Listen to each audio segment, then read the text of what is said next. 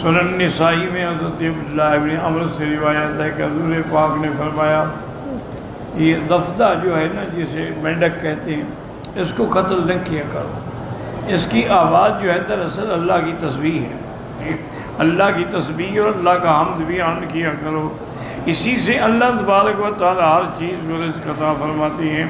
تو اصل بات یہی ہے کہ ہر چیز جو ہے نا جی یاد رکھو وہ اللہ کی تسبیح کہتے ہیں۔ جیسے کہ حضرت سیدنا داؤد علیہ السلام جب تسبیح کہتے تھے نا تو آپ کے اوپر پرندے جو ہیں نا وہ بالکل سایہ کر کے کھڑے ہوتے اور وہ بھی حضرت کے ساتھ تسبیح کہتے۔ اسی طرح جو سامنے پہاڑ ہوتے تھے پہاڑ بھی جواب دیتے تسبیح، تو ہر چیز اللہ کی تسبیح کرتی۔ ایک دن حضرت سلیمان علیہ السلام لوگوں کو لے کے نکلے صلاۃ استسقاء کے لیے، نماز پڑھنے کے لیے، بارش نہیں آ رہی تھی، تو قاعدہ یہ ہے کہ جب بھی کوئی مصیبت آئے تو نماز پڑھ کے اللہ کی طرف رجوع کرو، اللہ سے مانگو۔ تو ابھی آپ میدان میں نہیں پہنچے تھے، اپنے ساتھیوں نے کہا بس وہی چلو ہو گیا کام ہمارا۔ تو ساتھیوں نے کہا حضرت کیا وجہ ہے؟ آپ نے کہا میں نے دیکھا ہے کہ ایک چیونٹی جو ہے نا ایسے الٹی پڑی ہوئی ہے، پاؤں سے اوپر اٹھائے ہوئے ہیں اور وہ فریاد کر رہی ہے کہ اللہم لا تہلکنا بذنوب عبادک، یا اللہ تو ہمیں اپنے بندوں کے گناہوں کی وجہ سے تو برباد نہ کر، گناہ تو تیرے بندے کرتے ہیں، آپ نے بارش روک دی، زمینیں گرم ہو گئی، ہم مر رہے ہیں۔ تو معنی یہ ہے کہ وہ اس وقت بھی اللہ کے آگے فریاد کر رہی ہے۔ تو اسی لیے ہر چیز جو ہے وہ اللہ تعالیٰ کی تسبیح کہتی ہے۔ باقی تسبیح جو ہے نا یاد رکھو یہ دو قسم ہیں، ایک ہے تسبیح حالی اور ایک ہے تسبیح قالی۔ تسبیح حالی کا کیا معنی ہے کہ بندے کی حالت جو ہے وہ خود دلالت کر رہی ہے، جیسے کوئی بھوکا ہے، کوئی فقیر ہے، معذور ہے، اس کی حالت ہی بتلا رہی ہے نا بیچارہ بھوکا ہے۔ تو اسی طرح ہر چیز جو ہے وہ دلالت کر رہی ہے کہ ہمارے بنانے والا خدا وحدہ لا شریک، تو لہٰذا یہ تسبیح ہے۔ اور بعض علماء فرماتے ہیں کہ نہیں، تسبیح ایک کالی ہے، جیسے ہم کہتے ہیں سبحان اللہ سبحان اللہ سبحان، اسی طرح جن فرشتے جمادات ہر چیز تسبیح کہتے ہیں، کیونکہ آگے اللہ نے فرمایا ہے کہ اگر تسبیح حالی ہے تم ان کی تسبیح کو سمجھ نہیں سکتے ہو، تو معنی ہے کہ وہ تسبیح کہتی ہیں، سب کی لغات الگ ہے۔ اصل میں یاد رکھیں کہ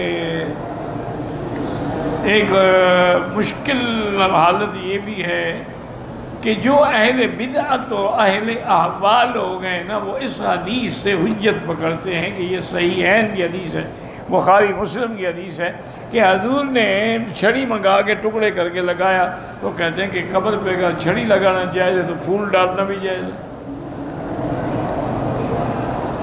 پھولوں کی چادریں چڑھانا بھی جائز ہے۔ حضور کے سامنے اس وقت چونکہ چھڑی تھی آپ نے وہی لگا دی، ہمارے پاس پھول بھی ہیں، سب کچھ ہے، ہم وہ چڑھا۔ یہ استدلال بالکل جو ہے نا بے وقوفی والی بات ہے کہ اگر اللہ عقل دے، بھئی تم جو پھول ڈالتے ہو تمہیں بھی اللہ دکھاتے ہیں کہ اس پر عذاب ہو رہا ہے اس لیے ڈالتے ہو؟ اللہ نے تو اپنے نبی کو دکھایا کہ ان پہ عذاب ہو رہا ہے، ان کو عذاب سے بچانے کے لیے آپ نے وہ لکڑیاں وہ چھڑی ڈالی، تم کیا کیسے ڈالتے؟ تمہیں پتہ ہے نعوذ باللہ کہ ان اللہ والوں کو عذاب ہو رہا ہے اور تمہارے پھول ڈالنے سے عذاب ٹل جائے گا۔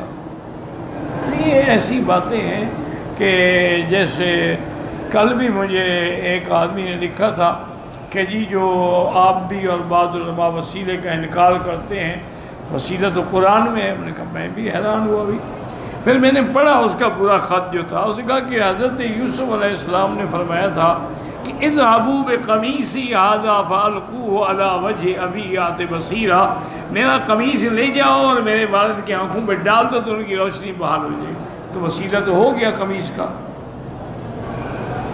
اب دیکھو ایک آدمی کو اگر اللہ عقل ہی چھین لے، یا تو یہ عمدن ضد کرتے ہیں، اللہ کے بندے پیغمبر اپنا قمیص بیچ رہا ہے، اس میں وسیلے کی کیا بات ہے؟ یہ تو تبرک بآثار الانبیاء ہے، وسیلہ کیا ہے؟ وسیلہ تو تب ہوتا کہ یعقوب علیہ السلام حضرت یوسف کے قمیص کا وسیلہ مانگ کے دعا مانگتے. انہوں نے تو وسیلہ نہیں پکڑا، انہوں نے کہا اشکو بسی وحزنی الی اللہ. اور دوسری بات یہ تھی کہ قمیض کی وجہ سے حضرت یعقوب کو صدمہ ہوا تھا جب ان کے بھائی قمیض لائے تھے جھوٹا خون لگا کے کہ دیکھو جی یوسف علیہ السلام کو بھیڑیا کھا گیا ہے، یہ اس کا قمیض ہے. تو حضرت یوسف کو صدمہ بھی، وہ سمجھ گئے جھوٹ بول رہے ہیں میری اولاد. انہوں نے کہا عجیب بات ہے، تم سے تو وہ بھیڑیا بھی اچھا تھا کہ یوسف کو کھا گیا پر اس کے قمیض کو نہیں پھاڑا، قمیض صحیح سالم رہ گیا، اندر سے یوسف علیہ السلام نکال کے کھا گیا. تو اس لیے اللہ نے ایک انتظام کیا تھا کہ جس کا اور جو بیٹا قمیض خون والا لے گیا تھا، انہوں نے کہا آج میرا حق ہے کہ میں قمیض لے کے جاؤں.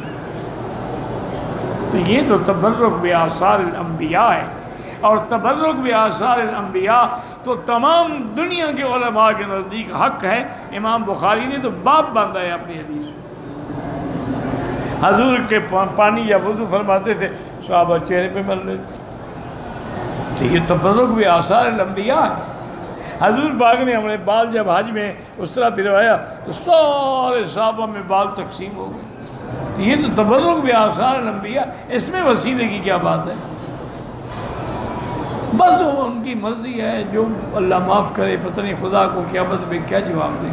حالانکہ میں نے ان سے کہا بھی تھا کہ بھئی بعض لوگ وسیلے کے علماء قائل ہیں، لیکن اگر قرآن پہ ہم نظر ڈالیں، حضرت آدم سے لے کر حضور پاک تک ساری دعائیں نبیوں کے قرآن میں موجود ہیں، کسی میں بھی وسیلہ نہیں ہے. ربنا ظلمنا انفسنا. نوح علیہ السلام نے کیا کہا؟ رب انی مغلوب فانتصر. حضرت ایوب نے کیا کہا؟ رب انی مسنی الضر وانت ارحم الراحمین. یونس علیہ السلام نے کیا کہا کہ لا الہ الا انت سبحانک انی کنت من الظالمین. اسی طرح صحابہ پر جب مشکل کی گھڑی آئی احد میں تو کیا کہا؟ حسبنا اللہ ونعم الوکیل. اور میرے آقا نے جب آپ کے لیے تکلیف کا وقت آیا فرمایا اللہم الیک اشکو ضعف قوتی وقلت حیلتی وہوانی علی الناس. یعقوب علیہ السلام پہ مشقت پڑی تھی، کہا انما اشکو بسی وحزنی. سارے قرآن کی حدیثیں دعائیں دیکھ لو، مجال ہے کسی میں کسی نے وسیلہ پکڑا ہو.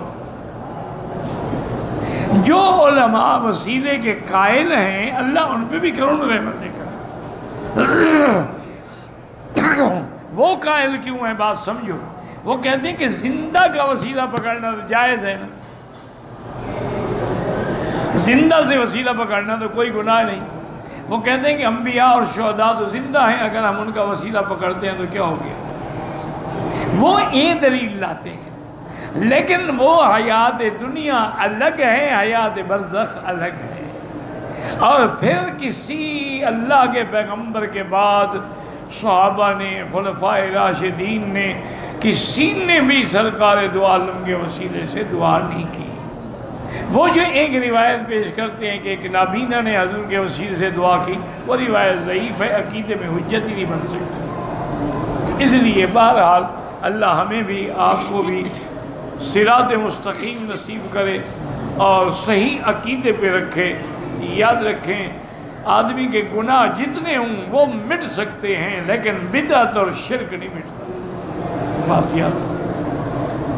اسی لیے علماء نے لکھا ہے کہ زانی توبہ کر لیتا ہے، ڈاکو توبہ کر لیتا ہے، چور توبہ کر لیتا ہے، بدعتی کبھی توبہ نہیں کرتا.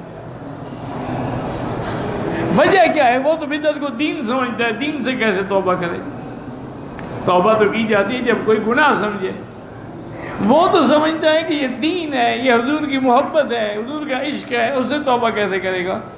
تو وہ توبہ سے بھی محروم ہو جاتا ہے. اور نتیجہ پھر یہی نکلتا ہے کہ کل بدعت ضلالہ وکل ضلالۃ فی النار. ہر بدعت گمراہی ہے اور ہر گمراہی کا ٹھکانہ جہنم.